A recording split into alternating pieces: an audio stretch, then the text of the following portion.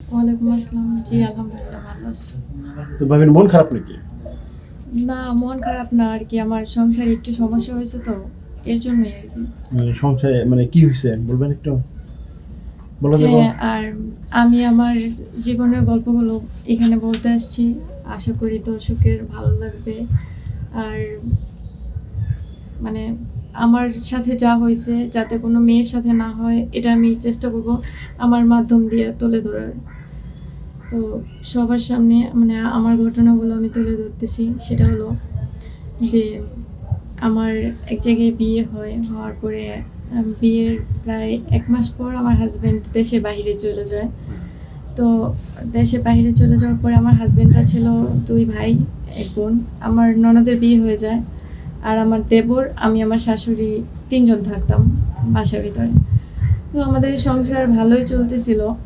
মাঝখানে আমার দেবরের সাথে আমার একটু হালকা পাতলা সম্পর্ক হওয়ার পরে আস্তে ধীরে একটা গভীরতায় চলে যায়।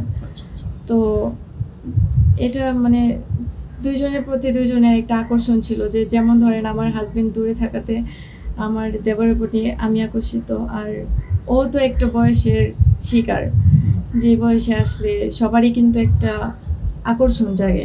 আপনাকে একা পায় ওরও মনে হয়। হ্যাঁ, আর আমার শাশুড়িও বেশি একটা বাসায় থাকতো না। তো পরে এই ব্যাপারটা আস্তে ধীরে আশেপাশের লোকজন সবাই জানাজানি হয়ে যায়। হওয়ার পরে আমার হাজবেন্ডও জানে, আর তখন আমি আমার পেটে একটা বাচ্চা আসে, আর সেটা আমার দেবরেরই। এটা কত মাস বয়সে কত মাসে জানতে পারছো? তখন ছিল আমার বাচ্চা ছিল 5 মাসের।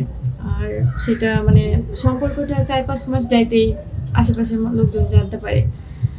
তো তখন আমার পরিবারের লোকজন জানতো না, কিন্তু আমার শ্বশুর বাড়ির লোকজন প্রায় সবাই জানা যায়। তো আমার হাজবেন্ডও বাইরে থাকা অবস্থায় আমার শাশুড়ি বলে সবাই জানাজানি হয়। তো ওই দিক থেকে কোনো সমাধান পাই না। আমার হাজবেন্ড আমার প্রতি ছিল না, বিশ্বাসী ছিল না। কিন্তু আর এইখানে বিশ্বাস করার মতো কিছু না, কারণ যেহেতু আমার পেটে একটা বাচ্চা আছে, সেটা তো আর তার না। আপনার এই হাজবেন্ড কত বছর ধরে বিদেশ আছে? আমার হাজবেন্ড আমার বিয়ের 1 মাস পরেই বিদেশ চলে যায়, আর তখন আমার বিয়ের মাত্র 9 মাস চলতেছে। আর সম্পর্কটা আমার দেবরের সাথে হয়। আপনি শিওর যে ওই বাচ্চাটা হচ্ছে আপনার দেবরের? হ্যাঁ, আমি শিওর ওটা আমার দেবরের। তো আমার শ্বশুর বাড়ি থেকে একটা দরবার সালিশের ব্যবস্থা করে ওনারা আমাকে রাখবে না, আমার হাজবেন্ড আমাকে রাখবে না। আমার শাশুড়িও রাখতে ইচ্ছুক না, আর আমার দেবরও তখন কিছু বলে না। আমি অনেকবার ওনার হাত পা ধরে অনেক ক্ষমা চাই, অনেক বলি আমাকে তুমি বিয়ে করো বা তোমার। আপনার দেবর জানতো যে বাচ্চাটা? হ্যাঁ, জানতো। আর সে আমার সাথে রেগুলার সম্পর্ক করতো। তাহলে সেই বাচ্চাটার অন্য কারো না, তারই হবে। সে জানতো খুব ভালো করেই, কিন্তু সে আমাকে বিয়ে করবে না, আমাকে স্বীকৃতি দেবে না। সে আপনার কাছে রিলেশন করছে, থাকছে, সবকিছু, বাচ্চারও হয়েছে। হ্যাঁ, সে আপনাকে বিয়ে করবে না। তো এদিক থেকে তার ভাইও আমাকে মাইনে নিতে চাইতেছে না। তো এই ক্ষেত্রে আমি পরে আমার পরিবারকে জানালাম। আমার পরিবার কি করবে, এটা তো দোষটা তো আমারও কিছুটা ছিল, তো ওনাদের কিছু করার ছিল না। পরে যখন আমার বাচ্চাটা পৃথিবীতে আসে, তখন একটা দরবার সালিশ হয়। তো ওইখানে আমি বলি যে ওনারা আমাকে না মাইনা নিলেও আমার বাচ্চাটার জন্য আর কি কিছু একটা করতে। এই যে দরবার সালিশ যে করে, এটা কি আপনি ডাকছিলেন না আপনার শ্বশুর? আমিও ডাকি, আমার শ্বশুর শাশুড়িও ডাকে। পরে ডাকার পরে আমি ওইখানে বলছি যে ওনারা যদি আমাকে না মাইনা নেয়, আমার বাচ্চাকে ওনারা স্বীকৃতি দেয়, কারণ ওটা বাচ্চাটা তো তাদের ছোট ছেলেরই। তো এখন অনেক টেস্ট ছিল, আপনার মেডিকেল টেস্ট করলে ধরা পড়তে আসলে বাচ্চাটা কার। হ্যাঁ, কিন্তু গ্রাম সাইড তো এইসব আর করা হয় না তখন ওদিকে। পরে আমার শ্বশুর আমার শাশুড়ি মাইনা নেওয়ার পরে আমার বাচ্চারা ওইখানে স্বীকৃতি দেয় ওনারা। আমার দেবরের যে সম্পত্তি কিছুটা পায়, তো এটা আমার বাচ্চার নামে কিছুটা দেওয়া হয়। এটা কি ওই বিচার সালিশি বলে যে আপনি এখান থেকে জমির ভাগ কিছুটা আপনার ছেলেকে দিচ্ছেন না? হ্যাঁ, কিছুটা আমার ছেলেকে দেওয়া হয়। আর তারপর ওইখান থেকে আমি চলে আসি, কারণ ওনারা তো আমাকে রাখবে না কিছু। তোমার হাজবেন্ডের সাথে কি আপনার ডিভোর্স হয়েছে তখন? হ্যাঁ, ডিভোর্স হয়েছে। ওনারা আমাকে রাখে নাই। তো আমার বাড়িতেও আমি আর যাই না, কারণ এই মুখটা কি করে দেখাবো, তাই এইভাবে এখন রাস্তায় রাস্তায় ঘোরাফেরা হয় আর কি। তাহলে এখন কি করতেছেন আপনি? এখন কিছু করি না, এই হালকা পাতলা কাজ বাজ করি আর কি, মিডিয়াতে করি। আচ্ছা, এখন আপনার ওই হাজবেন্ড এখন সে আপনার খোঁজ নেয় না? না, ডিভোর্স হওয়ার পরে কোনো হাজবেন্ড তার স্ত্রীর খোঁজ খবর নেই। আর দেবর দেবর যে যার জন্য আপনার এই প্রবলেমটা হলো তাকে আপনি এত সহজে ছেড়ে দিলেন কেন এটা বলেন? তো তাকে তো কি সহজে করবো, ছাড়া ঠিক আমি তো না। আর কিছু করতে পারবো না, কারণ এতে আমার পরিবারও আমাকে দোষারোপ করে, কারণ তুমি রায় না দিলে তো সে রায় পাইতো না। মানে আপনি কেন আপনার দেবরকে প্রশ্রয় দিচ্ছেন? হ্যাঁ, হ্যাঁ, এটা সবাই এখন বলে, আর আমার হাতেও কিছু করার নেই, কারণ যেহেতু আমার পারিবারিকভাবে সমস্যা হচ্ছে, আমি কি করে মানে তার কোনো করতাম।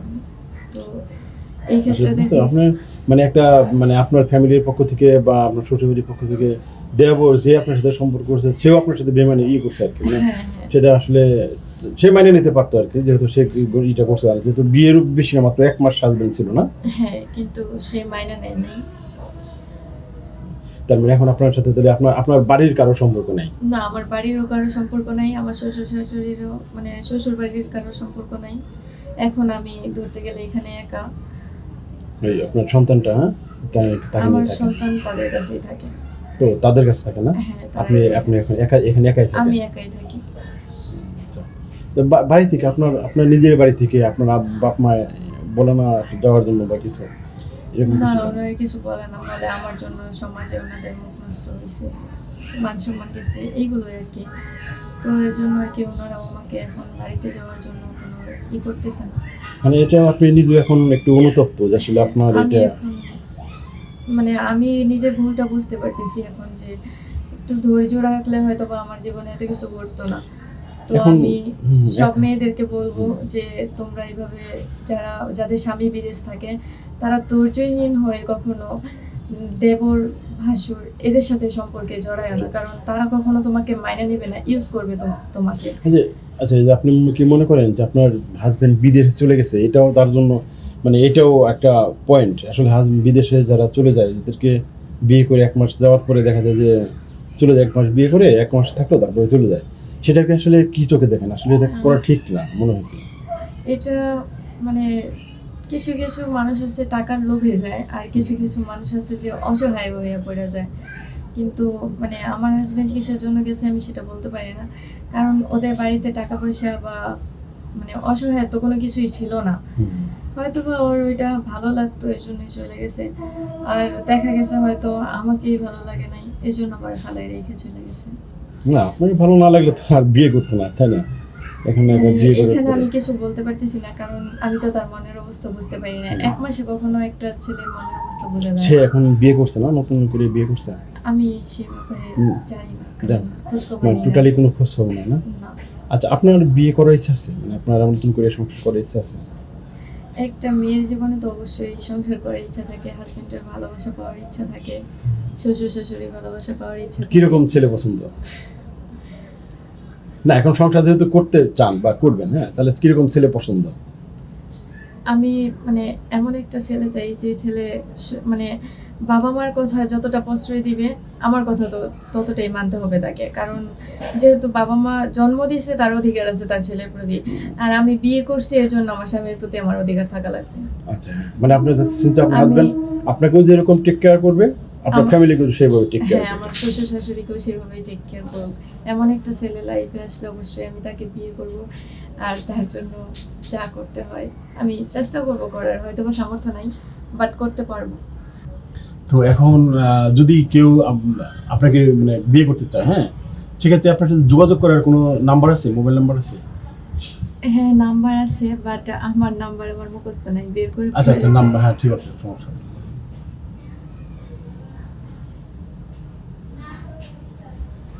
বলেন, নাম্বারটা বলেন, দেখে দেখে বলেন, সমস্যা নেই। 019-311-88। এই নাম্বারটা কি সবসময় খোলা থাকে? জি, আমার এই নাম্বারটা সবসময় খোলা থাকে। আর কারোর প্রতি তো কোনো এমনি কোনো ইচ্ছা নাই, শুধু ভালো একটা ছেলে যে আপনার ফ্যামিলি টেক কেয়ার করবে, আপনাকে টেক করবে, এরকম একটা ছেলে যে চান নাকি? হ্যাঁ, আর তো বেশি কিছু দরকার নাই, তারা অনেক টাকা পয়সা থাকতে হবে এরকম কোনো না এরকম কোনো কিছু না, তবে মনুষ্যত্বটা তো সবারই থাকা দরকার, তাই না? আমি চাই যাতে মনুষ্যত্বটা থাকে, মানবিক বোধটুকু থাকে, সহজ সরল মানে এরকম জাতীয়। আচ্ছা, ঠিক আছে, যাই আমি দোয়া করি মানে ভালো একটা ছেলে তোমাকে বিয়ে করুক, হ্যাঁ।